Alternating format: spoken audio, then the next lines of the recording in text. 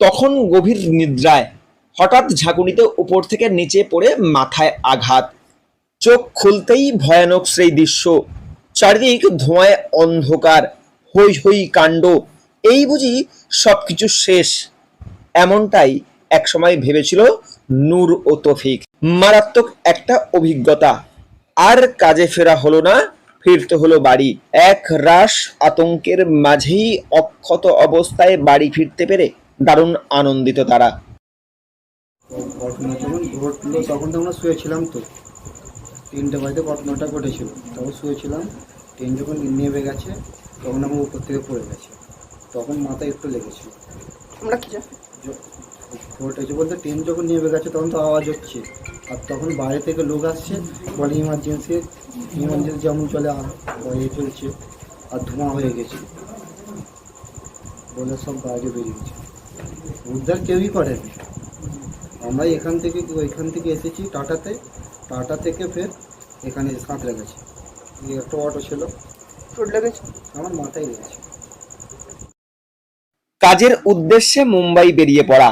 সোমবার রাত্রে হাওড়া থেকে ট্রেন ধরে মুম্বাইয়ের উদ্দেশ্যে রওনা। তারপর মঙ্গলবার সকাল ফুটতে না ফুটতেই ভয়ঙ্কর ঘটনার সাক্ষী তারা। ঘড়ির কাঁটায় 3:45, তখনও সকাল হতে কয়েক ঘন্টা বাকি। ঝাড়খণ্ড চক্রধরপুর রেলওয়ে বাদাবাম্বুর কাছে হাওড়া সিএসটিএম ট্রেন দুর্ঘটনা। সেই ট্রেনের যাত্রী হাওড়া পশ্চিম বাউরিয়ার নূর এবং তৌফিক। সেখানে দেখলাম সব লোক চেঁচামেচি করছে, কেউ উঠতে পারছে না, কেউ সেখানে পড়ে আছে, কেউ ওখানে আটকে পড়ে আছে। আমার উপরে দুটো লোক পড়ে আছে, আমাকে ট্রেনে বার করছে, সাহায্য করেনি। তখন কেউ আসেনি, আমরা নিজেরাই এমন করে বেরিয়েছি। ওখানে আশপাশের লোক ছিল, ওরা সাহায্য, ঠিক আছে, হাত ধরে ট্রেনে বার করেছে। ঘটনাটা তখন 3টের পর, প্রপার টাইমটা জানা নেই, 3টের পর তোর সাথে তো ওখানে গাড়ি থেকে নেমে গিয়ে ভালো করে দেখলাম কোথায় কি লেগেছে না লেগেছে দেখে, তারপর রাত্রে করে ঘরে ফোন করলাম, ফোন করে জানিয়ে দিলাম যে এই ব্যাপারে অ্যাক্সিডেন্ট হয়ে গেছে। ওদিন মাথায় লেগেছে, উপর থেকে ঘুরে দিচ্ছিলাম, তো পড়ে গেছি নিচে, একদম কী অবস্থা হয়েছে। আমরা তো ভেবেছি আমরা নেই, আর তারপরে দেখছি সব ওরকম ছিটিয়ে পড়ে আছে। তারপরে ট্রেনে নিয়ে গেলো, বাইরে যেয়ে আবার জল ফল দিল মাথায়। তারপরে মুম্বাই পৌঁছে কাজে যোগ দেয়া হয়নি। দুর্ঘটনার জেরে মাঝ রাস্তা থেকেই ঘরে ফিরতে হয়েছে বাউরিয়ার একই পরিবারের 2 ছেলেকে। বাড়ি ফিরে সেই ভয়ঙ্কর অভিজ্ঞতার কথা জানালো নূর তৌফিক।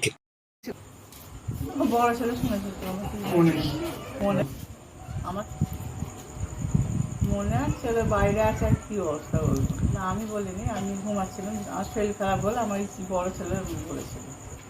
রেহানা বেগম। আপনি কে হন? ওটা আমি ওর মা। দুর্ঘটনার কয়েক ঘন্টা পার হলেও এখনো মন থেকে কাটেনি আতঙ্ক। হাওড়া থেকে রাকেশ মাইতির রিপোর্ট, লোকাল 18 বাংলা।